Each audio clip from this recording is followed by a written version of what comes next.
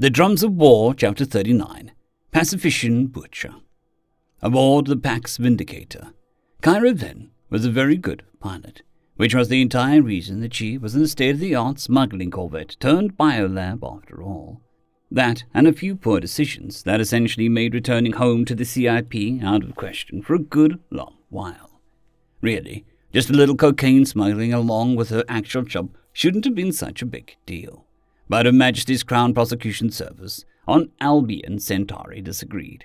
It wasn't like a couple hours of deep talks and a week of rehab ever did anyone any real harm.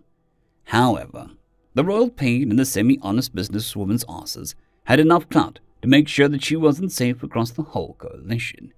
Sure, she was able to keep moving product on her own in a personal ship for a while, especially with the authorities focused on bigger problems. But without the legitimacy of flying for a disaster relief, said authorities were getting closer and closer to hemming her in.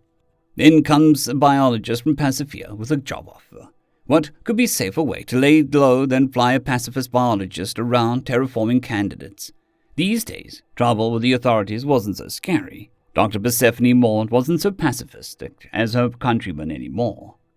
Dr. Morn's work had taken Kyra extremely far from nice, safe, empty planets in need of evaluation for further terraforming, and extremely close to the bigger problems that had taken up so much of the authorities' focus. That problem being, of course, the ongoing war with the insane genocidal dominion of Exarch. Most people got their name wrong on purpose, but Dr. Morn had ruthlessly squashed that practice. She called it looking at evil without flinching. But Kyra thought she didn't want anyone treating the Exarch with any humor in any way. The good doctor had her reasons for that. Any pacifician would have reasons to want the Exarch taken seriously. Maintain orbit, Dr. Morn had saying softly as Kyra eased the yoke to make tiny adjustments in the ship's orbital trajectory. I need to be sure the deployment was successful. The canisters landed in the huge farms and their tractors won't find them for like 6 weeks, if then. Didn't you say they're a couple months away from harvests? I said they're most likely 2 or 3 months away from optimal harvest time. However, they might cut the grain early to ship it ripen it via exposure to a catalyst upon arrival for processing. More importantly, I need to know whether and how many delivery devices failed. Kyra adjusted the orbital path again to avoid a derelict satellite and said, The longer we stay here, the more likely they are to notice that we're not bumping into their orbital debris. I realize that, Miss Venn, but I require confirmation. If you believe that we are detected, please utilize your skills to make good our escape, Dr. Morn explained as Kyra glanced at her reflection. Kyra thought that the dim glow cast by the various displays into the shadows of the cockpit gave her employer a sinister cast. It's not like we're sticking around to watch your creation take effect, Kyra said. All we're getting is a signal from each canister, and for all we know that could have malfunctioned. No, we are not waiting for the blood blight to fully blossom. And we know that the deployment detection systems are resilient enough that malfunctions will be unlikely. We'll perhaps never know for sure if we succeeded in removing an enemy agri-world, or perhaps we shall find out after the war. Dr. Morn was saying, while Kyra quite involuntarily noticed her employee's eyes tighten at the corners and her mouth twitch upward in the reflection of one of the view screens in the cockpit.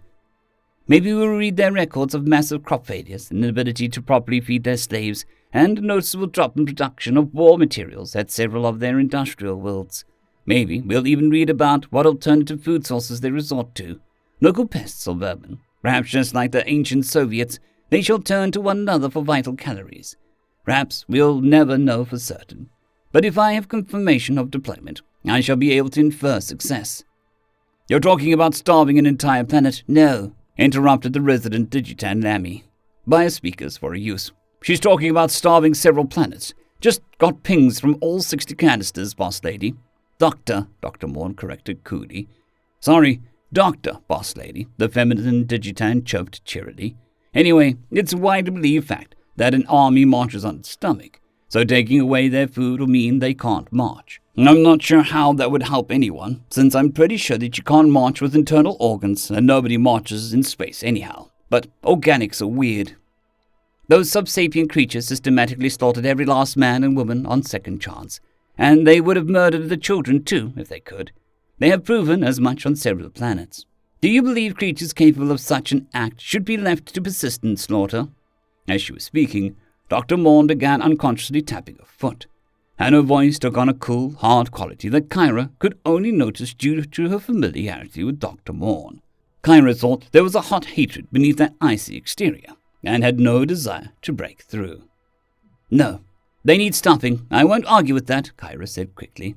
An alarm chimed, a display flashed, and Lammy helpfully said, "For incoming patrol vessels, I'd say that they're roughly equivalent to light system watch vessels, or maybe tugs with guns if we're comparing them to Republic of Terror vessels. I know you're a sippy, but there's not a lot of standardization in the Coalition. If you don't mind, Doctor, I think I'd like to get us out of here before we get caught." "Please do.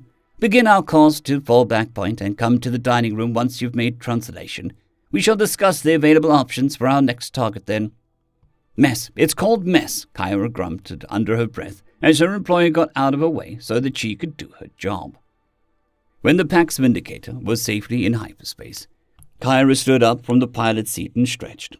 She only reveled in the satisfying way the popping sensations ran up her spine for a few seconds, and started making her way to the mess as requested. The clean, smoothly paneled corridor was well lit, and gave the illusion of being in a nice building rather than a ship, probably because the previous owners wanted to smuggle in comfort. They made Kyra feel as if she was in a clinic rather than at home in a ship. Dr. Moore never gave orders. She merely requested certain actions be taken, and those requests were simply fulfilled. Well, unless someone had a good reason, the request could not be fulfilled and could explain it. And they'd better not waste any time in explaining it. Dr. Moore and Thalys Gray were already seated at the elliptical table, cleverly bolted to the deck. Thalys was half lounging on the cushioned seat, built into the wall in his customary comfortable-looking sweats, while Dr. Moore sat rigidly in one of the two chairs opposite from the bench, and the pair were already eating what Thalys alleged was nearly as good as authentic Italian cooking. Kyra realized that she was starving, and even if she had no clue how close to this pasta was to authentic Italian, it smelled heavenly. "Lammy, are you available for a staff meeting?" Dr. Moore asked the heir. "Sure thing, Dr. Boss Lady. Point of order. Please hire an engineer. You organics are surprisingly good at ship maintenance and emergency repair." "That course of action remains under consideration," Dr. Lumiere answered. "In the meantime, please make use of Mr. Gray's assistance and the robotic frame. Okie dokie. Just bear in mind that the lack of an engineer is a strategic weakness in your mission, and there is only so much I can do with systems management. I continue to note your advice. Could you please load the file population-dense targets for me on the holographic display?" Kyra was busy dishing up as much pasta her bowl could hold as the display flickered to life above the table, and she felt obliged to scoot her meal out of the translucent moon. "I guess you're going to ask me what kind of samples I can get you from these kinds of targets," Thalys asked as he used his pasta-laden fork to call up the text description of one of the holographic planets.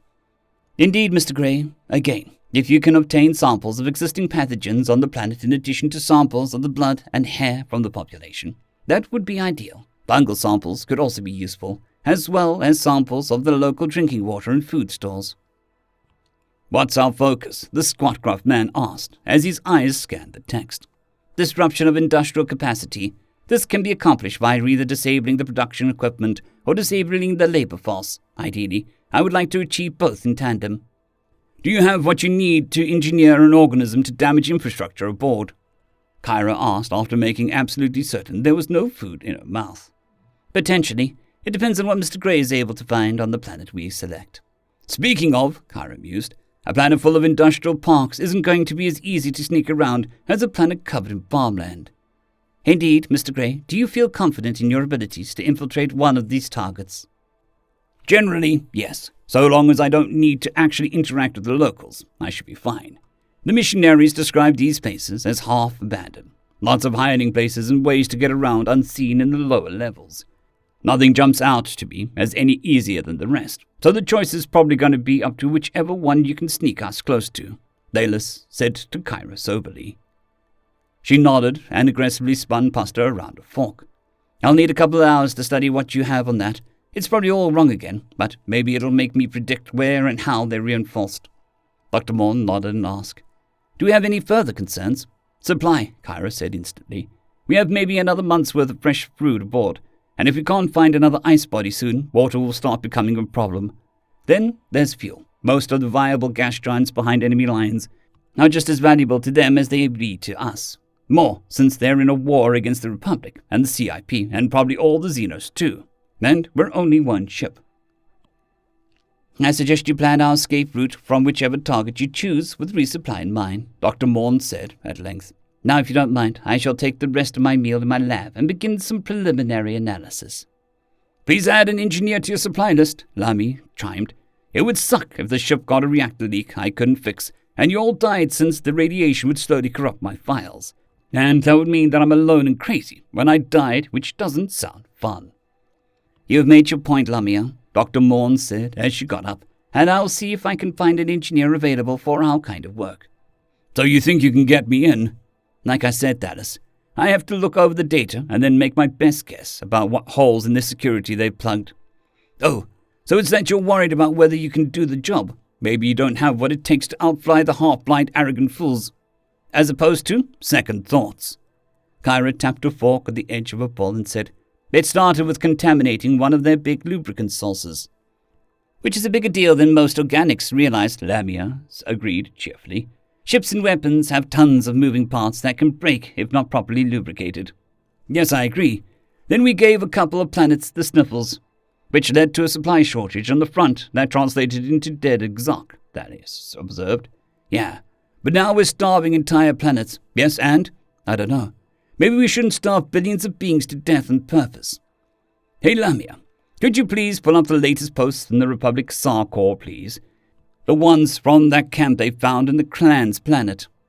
Sure thing, buddy, she replied, as the holographic display of potential targets was wiped away and replaced by a facsimile of a screen on which a video played. It was obviously a feed from the helmet cam, from how the view jostled and shifted from moment to moment. The person who had recorded it was muttering a string of Catholic prayers as he swept his gaze across the scenes of horror. The locals, a race of beetle-like people, were penned like animals, though any farmer would have balked at the conditions they were kept in. The pens were chocked with waste and corpses. The survivors were mutilated, and the purpose of the place was clear from the ichor-covered sacrificial altar near the camp center. Kyra shut her eyes and said, I know they have to be stopped. Not just stopped forever. And you know why I helped the good doctor. It's because the high and mighty, oh so moral Republic of Terror will eventually let those freaks surrender. Thaddeus punctuated his point by jabbing a forkful of twisted pasta at Kyra before continuing. They'll let the freaks have a second chance. There's only one way to stop them forever. Grow some backbone. You ever been hungry, Thaddeus? I can't get hungry, Lamia very helpfully added. We know, Thaddeus said, with an involuntary grin playing across his features for a brief moment. I expect you mean more than I've ever wanted to hurry to my next meal. Yeah. I mean, like you ever had to make a loaf of bread or a half-rotten hunk of beef last a week or two? No. I expect nobody these days has gone through that. As advanced as we all are, all across Terran space, bad things still happen. People still lose everything in fires or storms or quakes. Ships still crash, stations still fail, and people still fall through the cracks, even in the very wealthy systems with strong planets to support them, Kyra explained softly.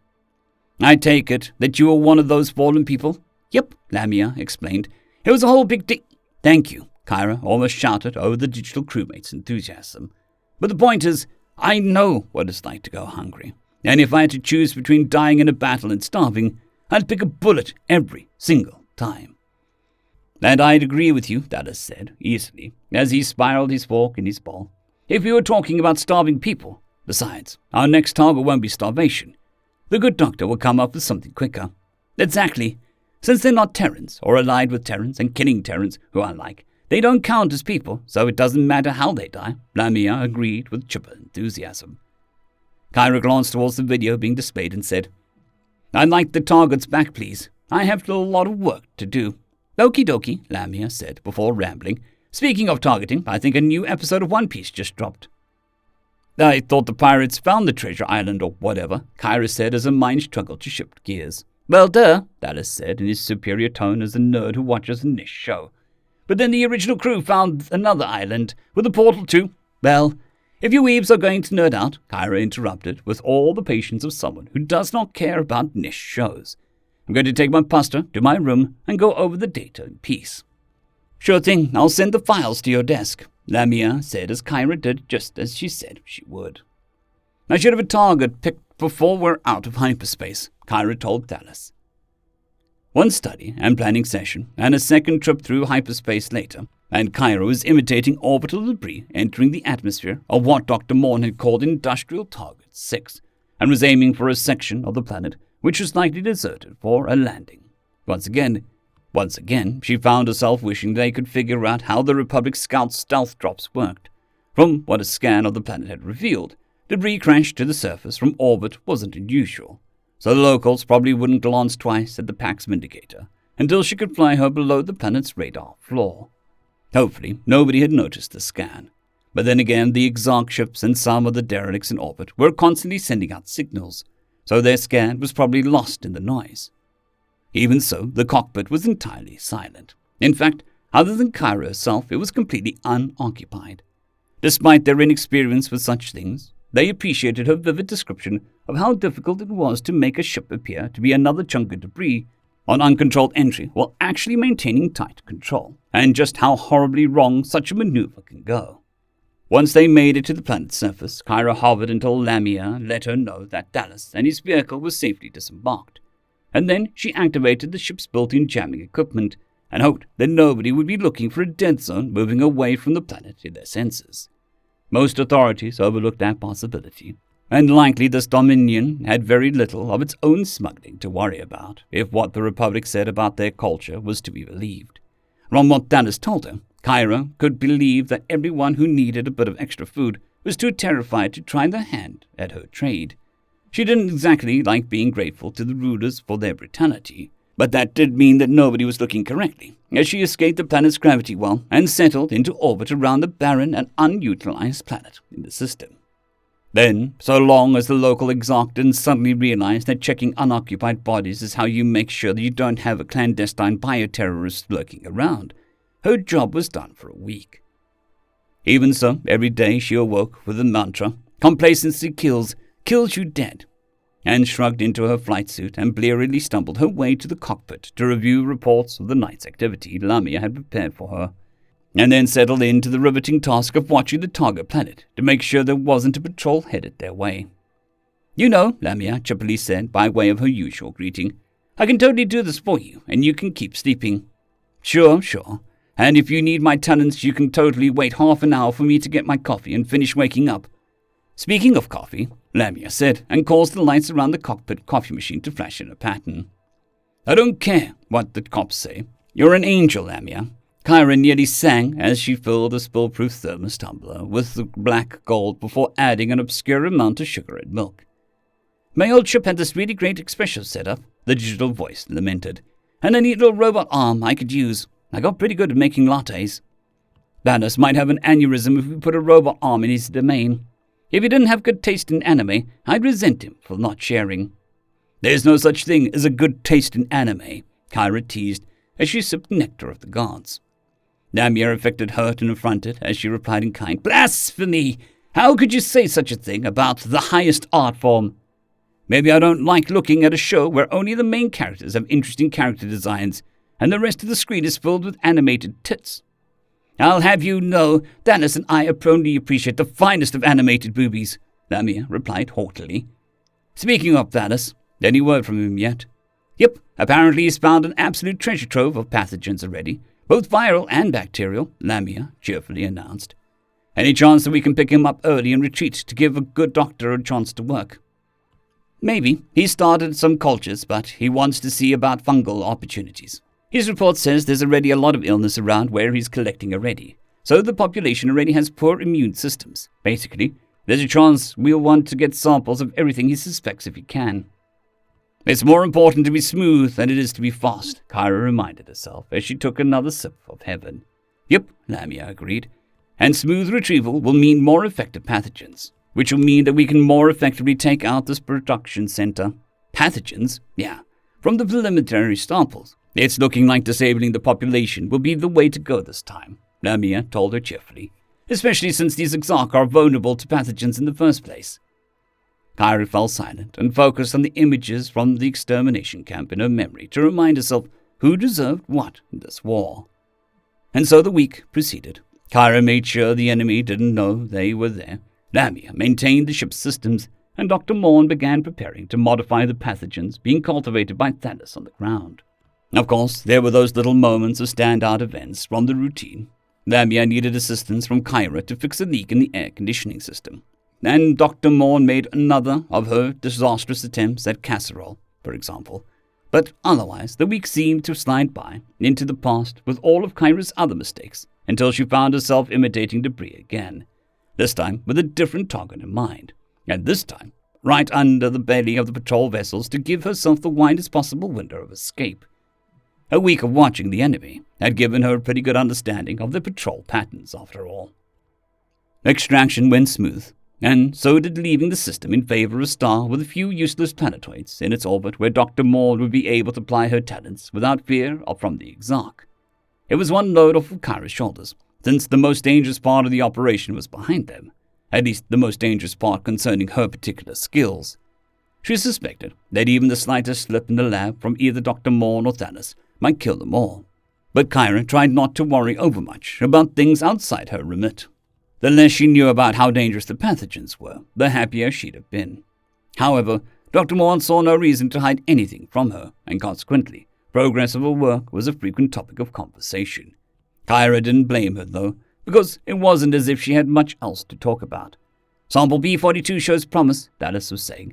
The models show that it could severely weaken an Exarch for over a month if they're healthy, and the population at the target is anything but. I'm leaning more towards sample G32, Dr. Morn replied with a flash of her eyes. The models show that it has potential to cause more damage over a shorter time frame. It also shows that the spread will be limited since the host population is likely to die out before it spreads into another planet, Lamia chimed in. Are we trying to disrupt their war effort with the widest way we can? Kyra asked as she tried to order her belly to stop somersaulting inside her. Certainly, Dr. Morn answered smoothly, but we are also experimenting. A swift extermination reduces the chances of spreading, but also reduces the chance of the virus mutating to become less deadly, and reduces the chance of the Exarch developing countermeasures. If we can confirm planetary effectiveness, we can begin to develop a pathogen for the users across their blood-soaked empire.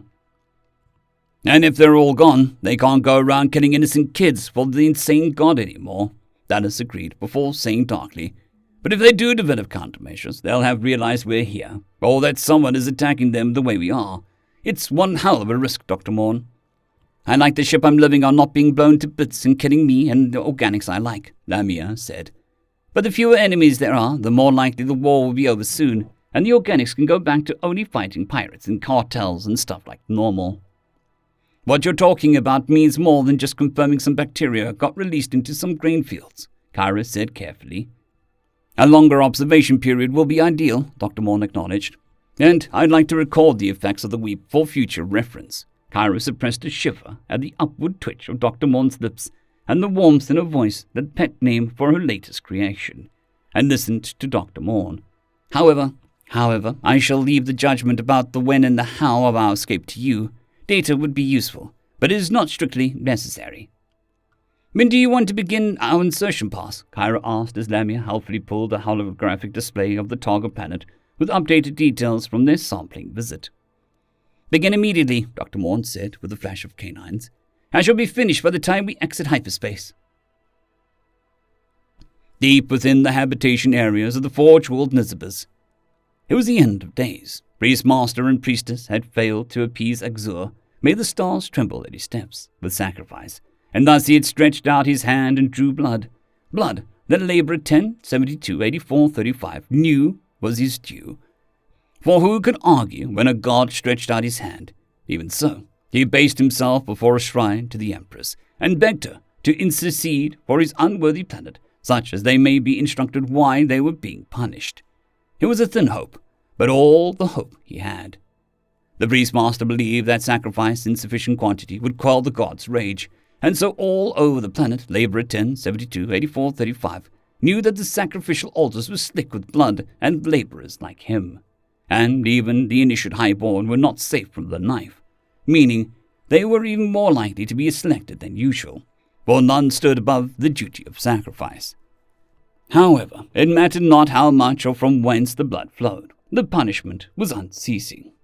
All the sundries were afflicted, weakness of body, inability to eat without vomiting, and tears of blood flowing without restraint, no matter how lofty a personage was afflicted. Truly, they must have done something of great offense to Xur, may the stars tremble at his steps, to merit such punishment. Indeed, though Laborer 1072-84-35 was uncommonly hale for a serf, he was already feeling weakness drag at his limbs, and food did not sit well in his belly. He knew that his blood would be spilled to sate Xur eventually, either upon the altar or from his punishment. But he'd harbored a secret hope that Xur, may the stars tremble at his steps, might be sated before he succumbed. Before Nizibus had given offense to Xur, may the stars tremble at his steps, Laborer 1072-84-35 had harbored loftier goals, to provide such worth that he be allowed to require to mate and sire offspring, and the private hope that such an offspring might be a warrior or even a priestess. However, he dared not even cast his mind back to such dreams, for it might have been such grasping above their station that it had offended Xur. May the stars tremble at his steps. In the first place, indeed, he tried to forget how his habitation district used to smell without the sour tang of vomit in every stairwell, the metallic scent of blood in the very air, and even the rank odor of dead left where they fell. For the crematoriums were overburdened with the initiate highborn alone. Thus, Laborer 1072-84-35 endeavored to provide worth despite the punishment. He did, even still, allow himself to weep during his abasement, for the Empress was not offended by grief and tears. When Laborer 1072-84-35 passed before a reflective surface and saw the blood dripping down his face, he realized that he had not merely been weeping, as he embased himself. End of chapter. I'd greatly like to thank our Tier 5 channel members, Casper Arnholtz, John Creighton, Manatharia, 050, Dragzoon WRE, and Elijah Silvercross. Thank you very much.